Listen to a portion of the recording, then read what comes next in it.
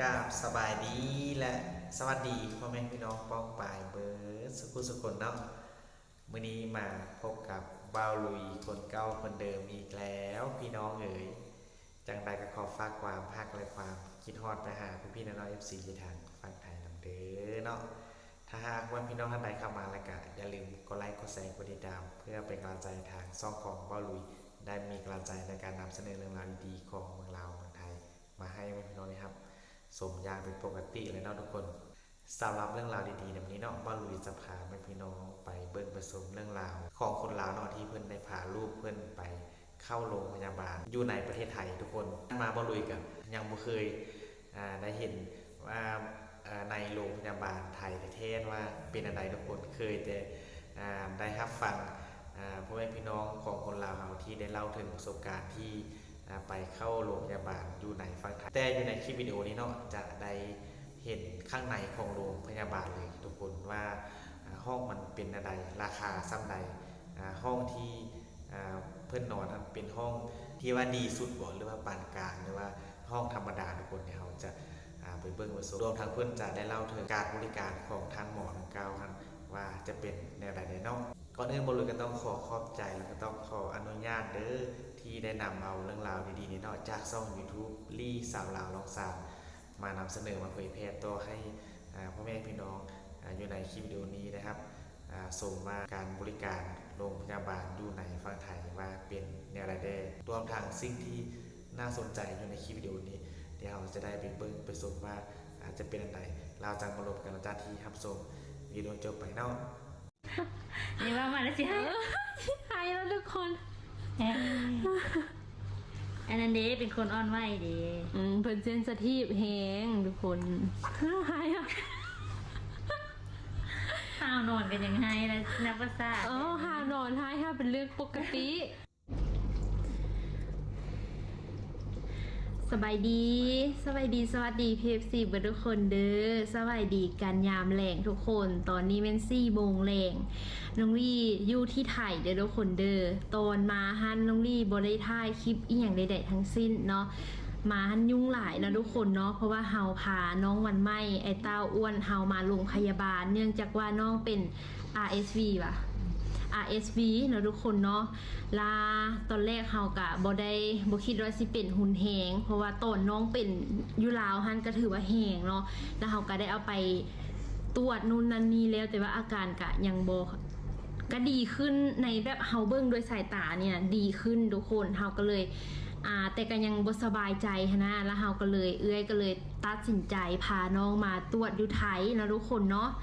และตอนนี้ก็คือพาน้องมาละคลิปนี้ก็คือน้องลี่ซิมานอนอยู่โรงพยาบาลไทยครั้งแรกเลยทุกคนครั้งแรกของน้องลี่ครั้งแรกของวันไม่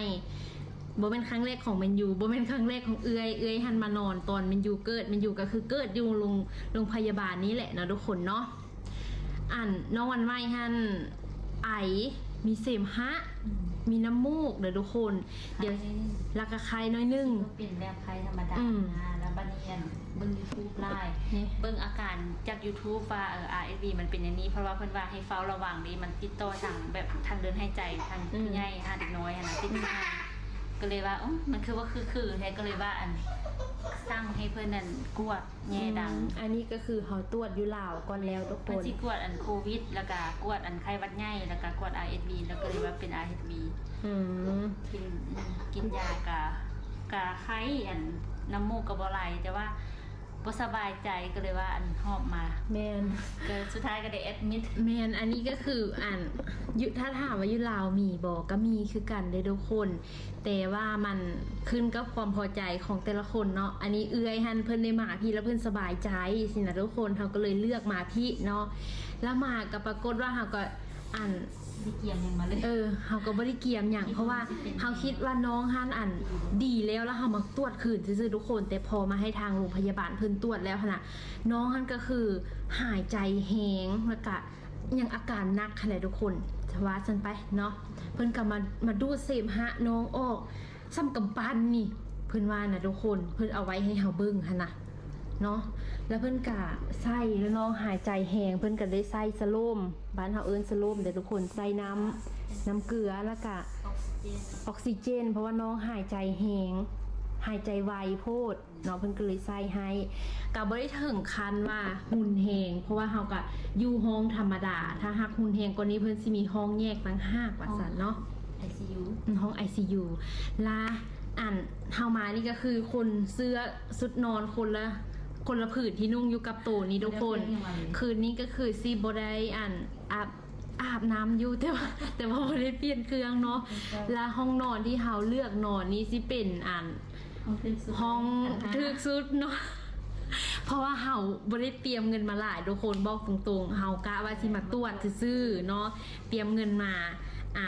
จำนวนหนึงนะทุกคนเนาะมาแล้วก็ปรากฏว่าหมอเพิ่นบริการดีแท้ดีว่าทุกคนเนาะห้องคืน 1,500 ทุกคนห้องหมอนี่ก็คือคนลาวเฮามาแล้วก็บอกโต้ๆกัน อันนี้แล้วแม่นครอบครัวน้องลี่ฮันติดห้องหมอนี่แบบเชื่อใจแล้วก็มั่นใจมาตั้งแต่ตอนเกิดเมนยูเนาะแล้วก็มาสู้รุ่นหลานนี่นะทุกคนเนาะแล้วน้องลี่ในอนาคตกะถ้ามีเงินก็สิมานี่แหละทุกคนเนาะนี่แหละถ้ามีเงินกะบ่มีเงินกะต้องให้มีนะทุกคนเพราะว่ามันจำเป็นเด้อันนี้นะเฮาบ่มีผู้ใดอยากมาดอกของหมอนะแต่ว่ามันจำเป็นแล้วก็เครื่องมืออีหยังเพิ่นก็ทันสมัยสินะเนาะบัดนี้เฮาสิมารีวิวห้องคือ 1,500 บาทเด้อทุกคนเด้อ ก็สิมาแต่นี่เพราะว่าบ่ฮู้ไปของหมออื่น เฮาบ่ฮู้ไปห้องหมออื่นเด้ ก็เคยมาตรงนี้แล้วก็มาตรงนี้ลองเบิ่งค่ะนะบ่ฮู้ไปของหมออื่นบ่ฮู้ว่าอยู่หนองคายนี่มีหมอใดๆก็เลยว่ามาที่ซะ อันนี้ห้องราคาถูกสุดเลยเนี่ยทุกคน มันจะมีห้องปานกลางปานกลาง ห้องธรรมดา ห้องธรรมดา 3,000 ห้อง 1,500 2,000 3,000 นั้นมันสิมีแบบเตียงพื้นราบเลยเห็นบ่ดาราลูกเป็นแล้วที่แบบนอนมีเสื้อเป็นการ์ตูนนั่นเอง บ่ได้เห็น ประมาณนั้นแหละ โอ้ยอันนี้ก็ถือว่าโอเคซ้ำโรงแรมเลย โอเคก็ร้านปลายเนาะ ราคาล้านป่ายทุกคนนี่น้องดีสิให้เบิ้งตั้งแต่เข้ามาเลยเด้ออันนี้จะเป็นประตูทางเข้านี่เป็นห้องน้ำนี่ห้องน้ำก็สะอาดทุกคน ห้องน้ำเพิ่นก็สะอาดแล้วก็เข้ามากะสิมีโต๊ะกับตั้งเนาะแล้วก็มีบ่อนนอนมีเตียงนอนสำหรับเอื้อยมันไม่แล้วก็เป็นอยู่น้องลี่น่าจะนอนนี้คืนนี้นะเนาะแล้วก็จะมีทิชชู่ให้มีจอกกินกาแฟมีกาแฟมีมาม่ามีโจ๊กมีมาม่ามีน้ำมีทีวีแล้วก็มีนมมีขนมทุกคนแล้วก็เพิ่นก็ยังมีเกิบให้อีกมันอยู่เอาไปให้ไม่ลดไส้เพิ่งเด้อเพิ่นมีเกิบให้ กินอย่างบ่ฮู้ได้ว่าสินอนติดตามได้คืน อันนี้ท่านเฮายังบ่ฮู้ว่าสิได้นอนจักคืนเด้อทุกคนเด้อ ว่าติดตามไป10ย่านมันลงปอดเอง น้องนี่แม่นมันไกลสิลงปอดแล้วว่าซั่นดีแต่เฮาปอดบวมจากการไอเนาะดีแต่เฮามาไวก่อนทุกคนคันลงปอดนี่อันตรายว่าซั่นเนาะมีผ้าห่มมีเครื่องอำนวยความสะดวกให้แก่คนที่มานอนนี่แหละเนาะทุกคนเนาะคนที่มานอนคนที่มาเฝ้ามีเตาน้ำร้อนมีไมโครเวฟมีตู้เย็นนี่ตู้เย็นเพิ่นจะมีน้ำให้2 ขวด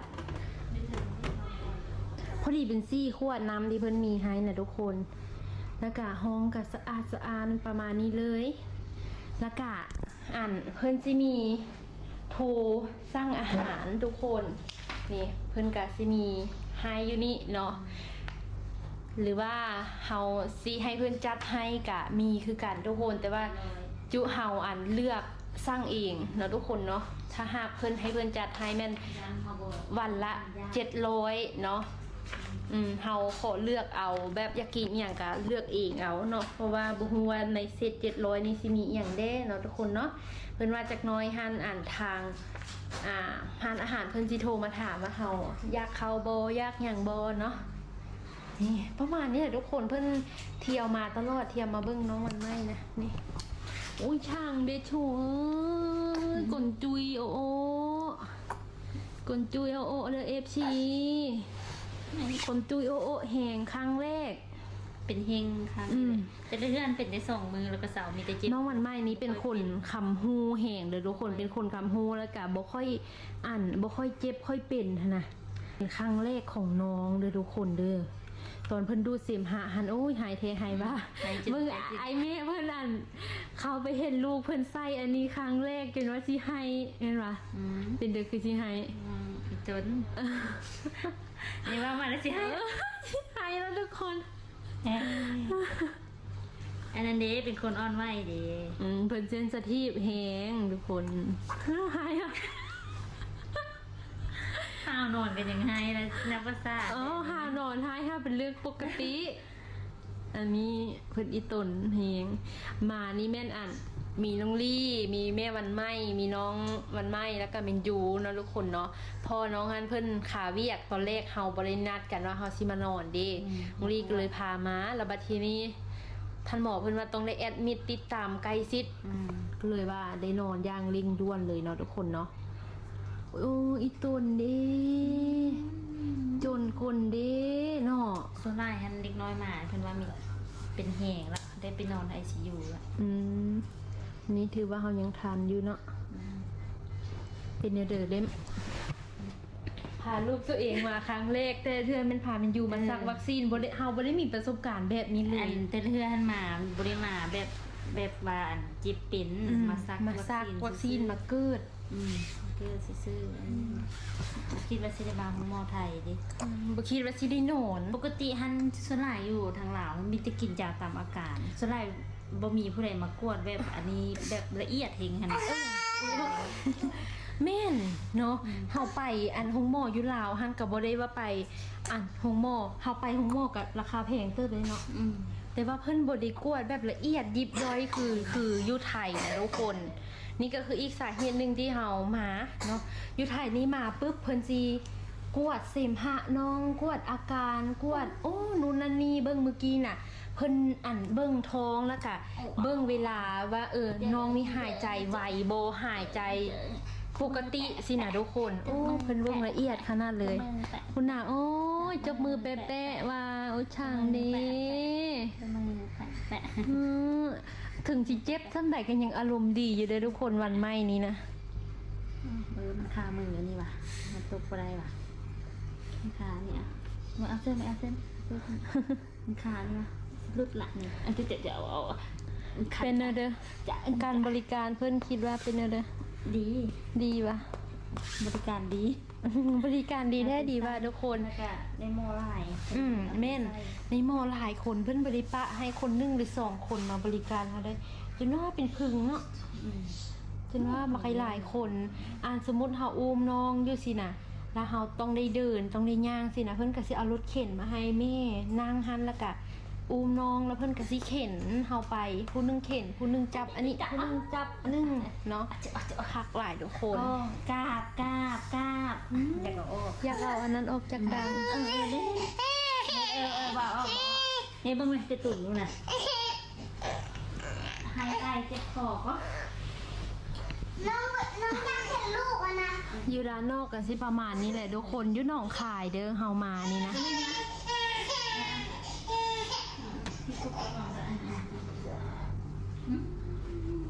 แถวนี้มีเซเว่นบ่เนาะ มันจะมีแค่รอบ ทางใหญ่พุ่นเลยเนาะ โค้งแปลง เอาเป็นยังไงเนาะพี่น้องจากที่ในเบิ้งในชมคลิปวิดีโอของน้องลี่เนาะสำหรับเป็นยูทูบเบอร์ของคนลาวที่เพื่อนในพาเอื้อยของเพื่อนพร้อมทั้งหลังน้อย2คนเนาะคือน้องมันไม่ไปรักษาอยู่ในจังหวัดหนองคายทุกคนที่ว่าน้องมีอาการเรียกว่าเกี่ยวกับโรคเป็นไอหรือว่าเกี่ยวกับปอดอีกอย่างนึงแหละเนาะที่ว่าต้องไปข้ามไปฝั่งไทยแล้วก็ไปนอนอยู่ในโรงพยาบาลแห่งหนึ่งอยู่ในจังหวัดหนองคายทุกคนซึ่งน้องลี่ก็ได้ถ่ายทอดเรื่องราวอยู่ในโรงพยาบาลของฝั่งไทยมาให้เราในเบิ่งในสมเป็นต้นว่าการบริการของท่านหมอเนาะว่าเขาจะบริการอะไรทุกคนความเอาใจใส่เขาจะเป็นอะไรได้รวมทางการรีวิวอยู่ในโรงพยาบาลที่น้องลี่เพื่อนนอนนั่นก็คือคืนหนึ่ง1,500 กว่าบาทซึ่งว่าเป็นราคาธรรมดาเนาะจะมีขั้นกลางนี่แล้วก็มี VIP มันจะเป็นถึง 3,000 เนาะ 2-3,000 ทุกคน แต่ว่าน้องลีนอนนั้นเป็นห้องที่ว่า1,500เนาะเงินลาวเขาก็ถือว่ากับล้านหนึ่งล้านปลายไปเลยเนาะมันก็ค่อนข้างจะแพงสำหรับคนลาวเนาะแต่ว่ามันก็เป็นการคุ้มค่าที่ว่าได้ไปใช้บริการน้องหมออยู่ฝั่งไทยที่ว่าเพิ่นมีความเอาใจใส่ในการปิดปัวและการบริการที่ดีเนาะคัดจะว่าไปอยู่ในโรงพยาบาลอยู่ในฝั่งไทยมันจะมีอาหารบริการเพียงแต่เขาเสียค่าคือดังน้องลีเพิ่นว่า700กว่าบาทจะมีอาหาร1วันผมรู้ว่าในอาหาร1วันนั้นจะมีอาหารประเภทใดๆเนาะและการอยู่ในข้างในห้องมันจะมีเขาจะเอาไปปานกับโรงแรมเลยนะเนาะมีทั้งตู้เย็นตู้เสื้อผ้าห้องน้ำที่สะอาดทุกคนแล้วก็มีเตียงนอนมีโซฟานั่งรีดอยู่ทุกคนป้าเดี๋ยวว่าครบจบอยู่ในห้องเดียวเลยทุกคนถ้าว่าเป็นห้องที่ว่ามีราคาแพงนี่ก็น่าจะหรูหรากว่านั้นหลายเติมเนาะเป็นยังไงกันบ้างลุยขอเป็นกำลังใจให้น้องวันใหม่เลยกับพร้อมด้วยน้องลีเลยกับแม่ของน้องวันใหม่ปลอดภัยจากโรคภัยไข้เจ็บและก็เดินทางกลับมาฟังเราด้วยความสวัสดิภาพเนาะทั้งหมดนี้ก็เป็นเรื่องราวดีๆที่บุรุษได้นำมาฝากมาตอนไม่เป็นน้องอย่างในคลิปวิดีโอนี้เด้อเนาะถ้าใดมีความคิดเห็นอย่างไรก็สามารถคอมเมนต์เพิ่มเติมมาร่วมกับป้าลุยได้ย้อนใต้คลิปวิดีโอใดเนาะสำหรับนี้ป้าลุยขออำลาพาจากไม่เป็นน้องเพียงสักนิดเนาะสุดท้ายนี้ขอกล่าวคำว่าสบายดีบ๊ายบาย